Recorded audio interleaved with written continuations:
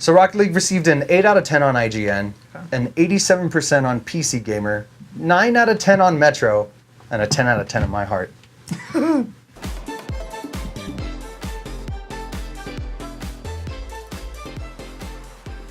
Hello, welcome to a Couch Co-op Convo with Frank and David here. Today we're going to be talking about one of our personal favorites. We've talked about it before. Yeah. If you're a fan of the channel, you know we've talked about it before. Rocket League.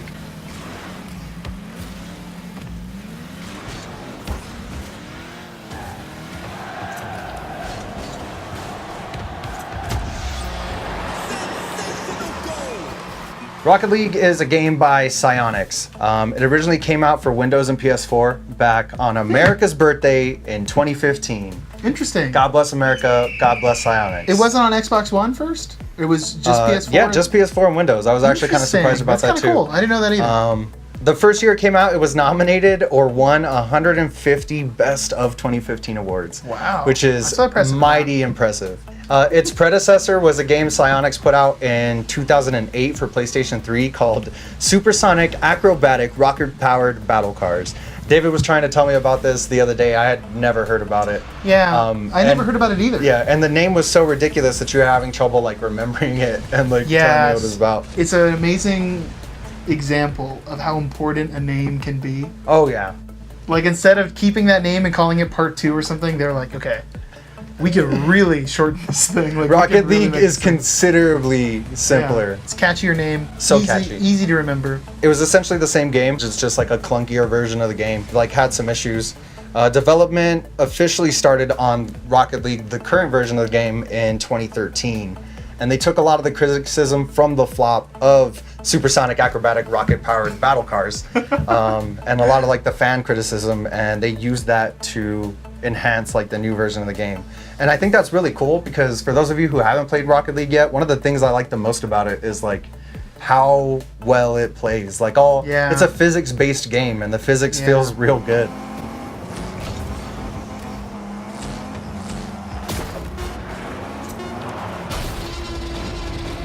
There's so many different modes that you can try in Rocket League. So we have the classic sock car, which is just soccer with cars. Pretty self-explanatory. We have Snow Day, which is, if anything, exactly like sock car, except the puck, it's a puck instead of a ball. Yeah. And that does change a lot about how you have to guard your goal and how you have to attack because of the way, the physics of the puck. Then we have Hoops.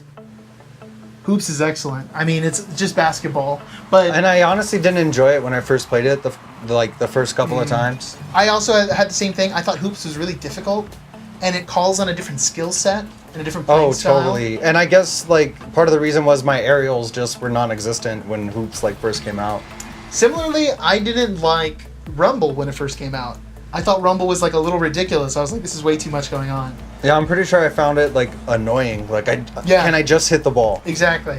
Rumble's sort of a mix between Mario Kart and Rocket League. It's just a bunch of power-ups. For me, it's a risk and reward scenario where you get this power-up. You know it takes 10 seconds to recharge your power-up. It's like, should I burn it right now? Or sometimes you get one that's like, well, I'm playing defense right now. This item is better to use as a defensive item. We also have Drop Shot, which is another strong like aerial-based game, where the objective is to have the ball drop. It doesn't count if it's just a roll, but have the ball drop onto the opponent's side where you start like weakening and breaking these tiles where you make like your goal. It's half volleyball, half brick breaker. Yes, which is a whole lot of fun. That is a really intense like way to play the game for sure. There are some maps in the games that are different. Like we have Rocket Labs, we have all these weird shaped, like a donut level, one with like 2 goals on each side. Those are really interesting. Recently for the anniversary, they made one where the goals are moved forward, like a hockey rink would traditionally be. Which again, totally changes your strategy up. After you've been playing Rocket League for so long, you see a lot of the same plays over and over again. And the tried and true play is to run the ball up your opponent's corner and drop it down above the goal. And this new map takes that like standard play out. Yeah, totally. There's like new angles to play. It's a lot of fun. So in soccer itself, you have 3v3, which is the standard. You have duos, which is 2-on-2, solo, 1-on-1, and 4v4s, which is aptly named chaos. Because my goodness, 4-on-4 really is just chaotic. You have 8 people on this tiny little field all going after one ball. It can get pretty nuts, but a lot of fun. And each number, except chaos probably, each one again changes the way you have to think about the ball, changes how you play defense, how you play offense. In chaos, you're just going for it. 1v1 solos though will teach you how to be the best Rocket League player for sure. I think so. It makes the most sense because you got to cover everything. Yeah. And you have to think through like every decision. It makes you super fast at your recoveries. Yeah. It makes you really good at your predictions because you have to like try to figure out what the other guy's gonna do. Oh, 1v1s. I don't know if anyone's ever made this comparison like for Rocket League, but playing 1v1 Rocket League is literally like playing chess. Yeah, because for sure. You have to make a move, think about what they're going to counteract your move with, and then think that move ahead. For sure. It's the same kind of mindset.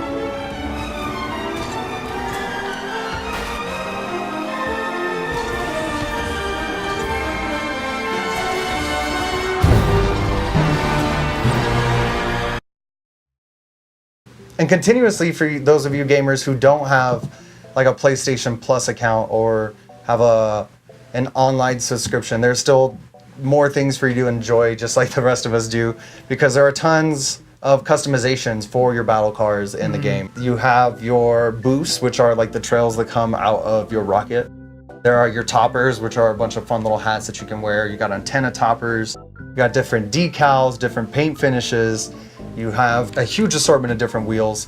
All these items in themselves have different alternate versions that are painted and certified for certain things and track certain skills. It's endless, it seems like. I know that sounds like a little bit like, oh, that's a small little detail, but it's really cool because sometimes you play an online game, and if they don't have a lot of customization options, you end up seeing the same character or same vehicle or whatever over and over again, just because there's so few options. Or it's like solely based on microtransactions. Oh yeah, it's completely microtransactions. Rocket League gives you plenty of options without having to spend any money. I think what's really cool about the customizations is that they've had so many partnerships with other intellectual properties. So like I just mentioned, they had the Rick and Morty stuff, which was free. I think they either are doing or just did a WWE thing. Yeah. I know I've seen the banner for it, but I haven't seen They much have some else. DC stuff going on, a couple of their DC. superheroes. Jurassic Park is recent. They have a bunch of crossovers with a ton of other video games. Yeah, little items. Portal, Dying Worms, all kinds of stuff. Fallout, Oddworld. Games I've never heard of before. Yeah. Goat Simulator. Day of the Tentacle. They have some throwbacks in here. They have a very interesting approach to microtransactions, which we are never going to get away from now. The Pandora's box of that is microtransactions. That's just proven something to be so we're going to live profitable. with for video games for forever. I wouldn't be surprised if Netflix kind of adapts a model eventually where you like pay $8 a month, you get so many tokens or something like that you spend on the shows that you want to watch. But if you want to start watching more than a certain amount of shows a month, you gotta buy extra. Yeah, I can imagine some kind of binging thing like that. Ooh, David, if that ever comes true, we're gonna come back here, cut that out. I'm gonna cut that thing. Yeah, that's gonna be good. So there are a ton of cars that you can just flat out buy. We have all the movie licensed cars. We have a bunch of original cars that you can get. Those are interesting because they're all very cheaply priced. Some are like $2. I think the Jurassic Park Jeep is like $3, and it comes with a goal explosion. They usually come with something else extra.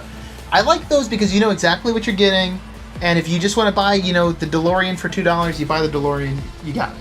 One of the things Psyonix learned from the flop of supersonic acrobatic rocket powered battle cars was that they needed to promote this game a whole lot more. So when it first came out on PlayStation, it was just a free game for PlayStation Plus members.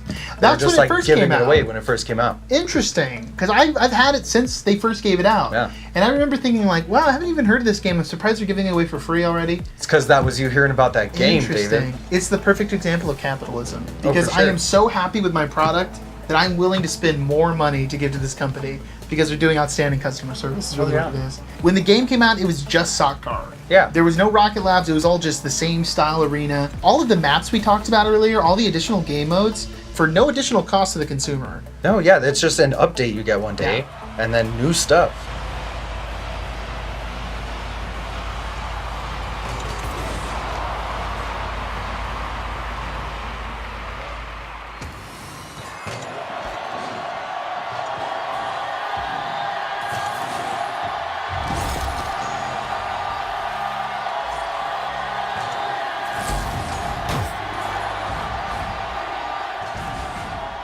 I mean, as far as like things I want to see in the game, they're all just super nitpicky. I would like them to fix the bugs in how they score your XP in Rumble matches. With everything that's going on, sometimes it loses track of assists and shots and who hit the ball last and what's going on. It can get a little bit wacky. Sometimes it won't count like the magnet, but it'll count like the plunger. Definitely. There's weird stuff with the power-ups. Yeah, I'm not sure what the rules are for the power-up in XP. Another thing, and it's just something we've been talking about recently, is you have the shot for the person who slams the ball into the goal. Yeah. You have a shot on goal for somebody who attempts it. You have an assist for somebody setting up that shot. But something we've been talking about lately is it's because our teamwork's been getting to the point where this is something that happens a lot, is a squad goal where everybody had a hand in it. One of our favorite squad goals is myself or Michelle on pass or shoot, and David on kill the goalie. And that is a play that works very well for us. Yeah. I really want the real life Hot Wheels Rocket League crossover. I need to have a die-cast metal breakout. It needs to happen. The one that I think would be really cool to add to the game would be either, I don't know what would be the best way to call it, but there needs to be an accuracy-based game mode that's different than playing regular Rocket League. I'm thinking either like bowling, darts, or like beer pong even. Rocket pong. Where you have a stationary ball, kind of like golf. It could even be golf.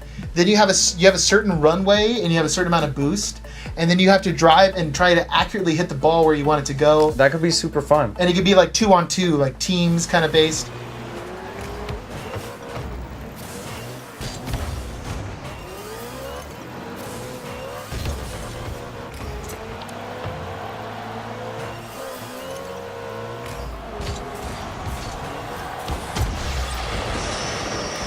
So that's how we feel about Rocket League. Let us know how you feel in the comments below.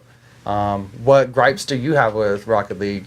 Obviously, I feel like most of the ones that we had are pretty nitpicky and small, and that should go to show you how good of a game this is. Yeah. I mean, honestly, if you haven't played Rocket League, try picking it up.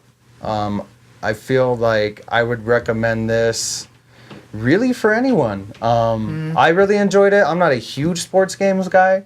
I like driving games, and I wasn't a soccer fan, and honestly, this game opened me up to soccer a little bit. Your fiance Michelle was super not into the game when it first came out. We finally convinced her to play, and she's on it. She's just as obsessed as we are at this point, and she's getting on it. I've given it to my younger nieces and nephews, and they've taken to it quite well. Honestly, I can't think of people who aren't into video games might not like this game. I think my recommendation would really echo yours. I think it's a great game for anyone. If you're looking for a game that people of all ages can enjoy, you don't have to worry about inappropriate content or anything like that. It's just a lot of fun to play. The only caveat I would have is that if you can't handle a steep learning curve, the game will be very frustrating. Especially if you're playing online. People have learned a lot. There's still some players who need work or whatever, but for the most part, you need to be able to hit the ball, make it go where you want to go. You definitely need to be able to have the patience to build the mechanics to keep getting to that next level of play. Exactly. It is truly a grind.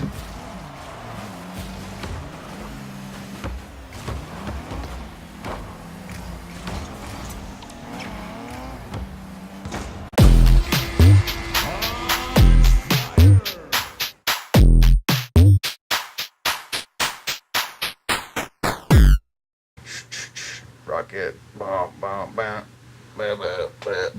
rocket.